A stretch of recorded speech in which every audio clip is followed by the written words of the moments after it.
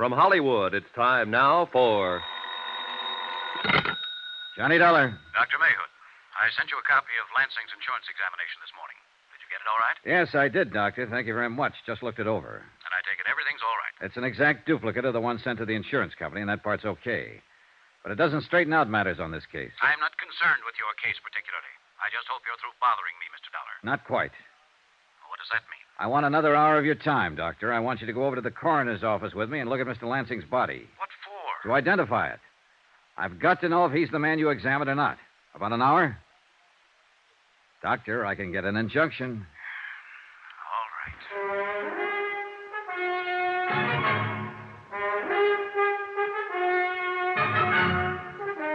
Tonight and every weekday night, Bob Bailey in the transcribed adventures of the man with the action-packed expense account.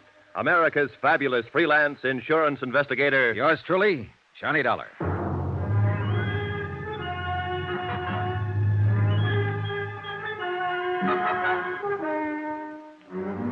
Expense account submitted by Special Investigator Johnny Dollar. Location, Tucson, Arizona. To the Universal Adjustment Bureau, Home Office, Hartford, Connecticut. The following is a further accounting of expenditures during my investigation of the Lansing fraud. Or was it a fraud? Expense account item 3, $10, loan. To Jim Carter, who was working with me on the case. Thanks, buddy. I'll pay you back as soon as I can cash a check. Been so busy, I haven't had time. How's your doctor friend? Well, I'm going to pick him up pretty soon and go over to the coroner's office. I want him to look at James Lansing and see if he's the same man he passed on the insurance examination 2 years ago. Either we insured the wrong man or Dr. Mayhood examined the wrong man. I don't know which. How have you done so far? Well, besides what I told you yesterday about Dr. Mayhood? Yeah. Well, he's in healthy financial shape. Not good or bad, but, healthy. His house halfway paid for. He owns one car outright and has 8 months to go on another one. All of which doesn't mean anything if he phonied up an insurance examination. Yeah, that's true, kiddo. That's true. I've been thinking. This would have worked, but James Lansing died on the street and the city performed an autopsy. Death, malnutrition. For a private physician, without an autopsy hanging over him, it could have been heart failure or most anything. Jim, I think we can do whatever we want around here. Step on anybody's toes, make any kind of noise we like. With this kind of situation to investigate, we don't have to be careful. Easy, Johnny. Lansing's body's in the morgue. There's no doubt that it's him, Exhibit A. But we aren't sure that his $50,000 policy was issued legitimately. What are you getting to? Call the State Insurance Commission, Jim. Let them know we think this is a bad one from top to bottom. Let them know that so that when the beneficiary starts to complain, they can tell her. It might scare her and whoever helped her into being more ridiculous than they've been already. I'm going to hold off, Johnny.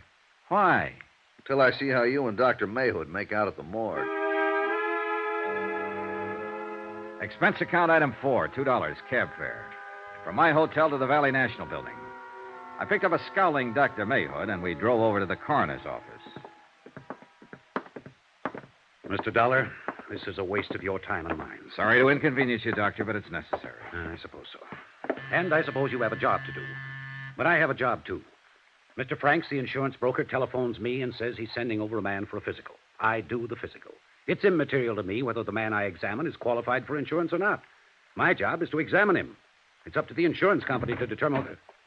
Yeah? Johnny Dollar, this is Dr. Mayhood. I believe Sergeant Younger phoned. Yeah, this way. Dollar, it's up to the insurance company to do what they want to about the examination. I understand all that, Doctor. Then don't ignore it with your high-pressure tactics. Because examination is the only part I have to do with this business. I examined a man named James Lansing 2 years ago. You have a copy of my findings on that examination. I stand on them. And don't forget it. I don't forget for 1 minute. Nor do I forget that what you found and what an autopsy surgeon found are completely different opinions on Lansing's physical condition. Here we go, boys. There's the body. Pull the sheet back, please. Yeah. Well, Doctor? I called my lawyer after you called me today. I won't be intimidated, Mr. Dollar. You aren't being intimidated, Doctor. You're being asked to cooperate. Then maybe I don't like the way you asked for cooperation. My attorney will be in my office to represent me if you bother me any more about this. You want to look at this body? Your attorney can't refute what's already been established, Doctor. You pronounced James Lansing in good physical condition 2 years ago. An autopsy report shows that when he died 2 days ago, he was in very bad physical condition. So bad that 2 years ago he couldn't possibly have gone through a careful examination in your office without some of the symptoms being detected by you. Where is your medical degree and what responsibility? Oh, why don't you shut up and take a look and tell me if you've ever seen this man before? I won't be spoken to that way. Just a minute. I'll get an injunction and I'll charge malpractice and negligence if I have to. Oh? On what grounds? You're being stupid, Doctor. All you have to do is look at that corpse and tell me if he's the man you examined in your office 2 years ago. Well? I don't know whether I've seen this man before or not. Well, does he look familiar in any way? I can't say. I might have examined this man. I don't know. This is James Lansing, Doctor, the name you filled in on your physical examination for the insurance. I know that. Is this the man you examined? I don't know. I honestly don't know. It was 2 years ago. If I see a man for 3 hours in the course of a physical examination, am I expected to remember his face or any details about him 2 years later? Is there any way you can determine whether or not this is the man you examined in your office? No. Not that I know of. Is there any way you can determine it? Believe me, Doctor, I can try.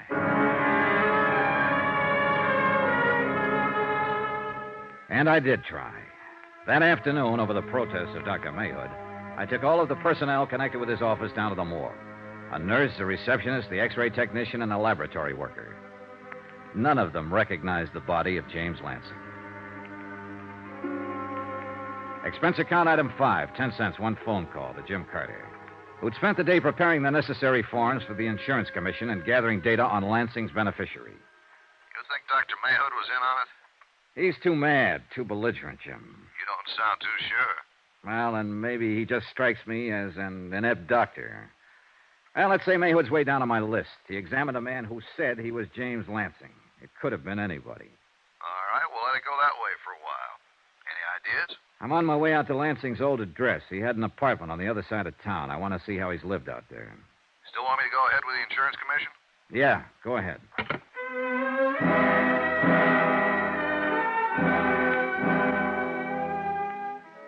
The manager at James Lansing's apartment house happened to be a woman named Anita Regan. She also happened to be willing to go back down to the coroner's office with me and view the mortal remains.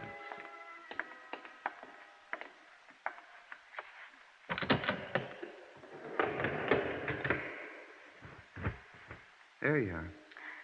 Oh, Have you ever seen this man before, Mrs. Regan? yes, sir. That's Mr. Lansing, apartment 34. You're positive? Oh, yes. I've seen him every day for almost 2 years. Okay. Want to smoke? I want to get out of here. Oh, sure. I don't know why I'm acting this way. He doesn't look any different now than he's looked before. I've seen him stretched out like that 100 times. What? I mean, almost like that. Out, stony. Only I guess it's because I knew he was just drunk then, not dead. Oh, I see. He was crazy carrying on the way he did. Whew. Feels good to be out in the sunlight again. Yeah. I'll take that smoke now, Mr. Dollar. Oh, sure.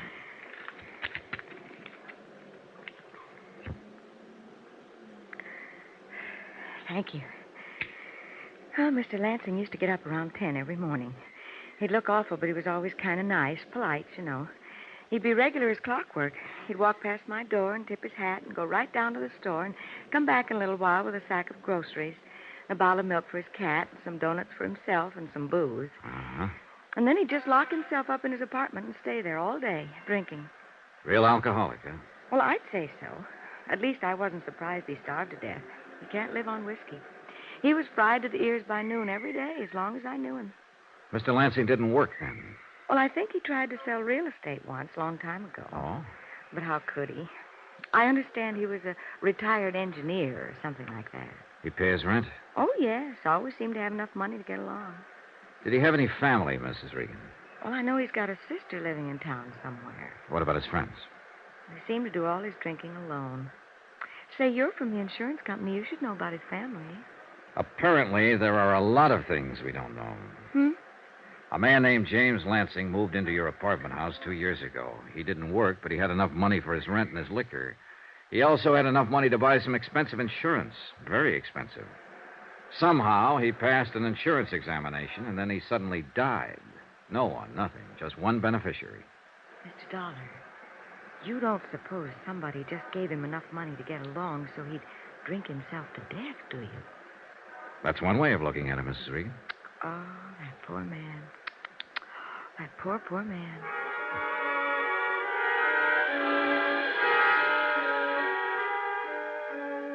I spent another hour with Mrs. Regan, gathering as much background as I could about the last 2 years of James Lansing's life. I also spoke to the janitor of the building and 2 of the tenants. They all verified the fact that Lansing had been drinking heavily for better than 18 months prior to his death. No one seemed to know why. Jim Carter had an answer. I talked to our man in L.A., Johnny. Lansing lived there before he came to Tucson. He had several arrests for drunkenness, never married. One time he made his living as an engineer. Finally, he got fired for drinking on the job. Yeah, just one of those chronic cases. First arrest was back in 1939. How's the beneficiary holding up? The sister? Yeah. Well, Mrs. Kennedy was pretty upset when the insurance commission notified her we were in town making an investigation. Indignant, put out, things like that. She wanted to know how long it'd take. This all comes secondhand from the insurance commission. Johnny, a broker named Hillary Franks sold the policy. What have you got on him? Hillary Franks has represented Worldwide Insurance in this area for 17 years. You're stalling, kiddo. Sure, I'm stalling, Jim. Because we're right down to the meat of it now, and it makes me sick. There's only one person who stood to benefit by having James Lansing insured. That's the beneficiary, his sister, Arlene Kennedy. So? Jim, you know as well as I do, somebody else had to take the physical examination in Dr. Mayhood's office. Someone had to help her arrange that. Someone had to help her get Lansing's signature on the policies. She couldn't have pulled it off by herself without gumming it up.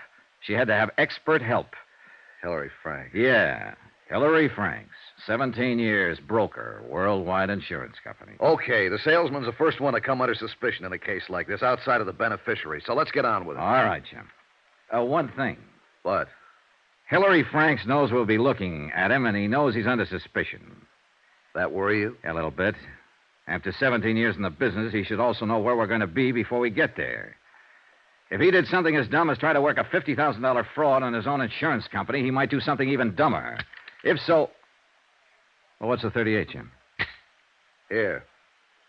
From now on, Johnny, you better carry this.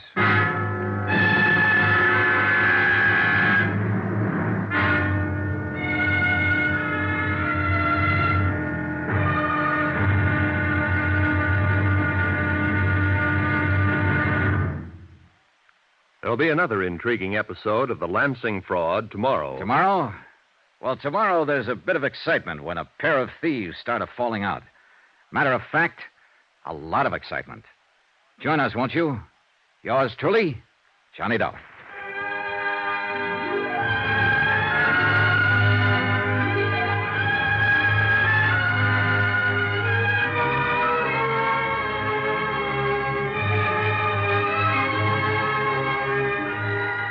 Yours truly, Johnny Dollar, starring Bob Bailey, is transcribed in Hollywood. Written by John Dawson, it is produced and directed by Jack Johnstone.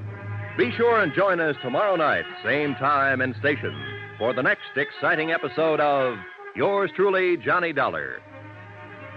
Roy Rowan speaking.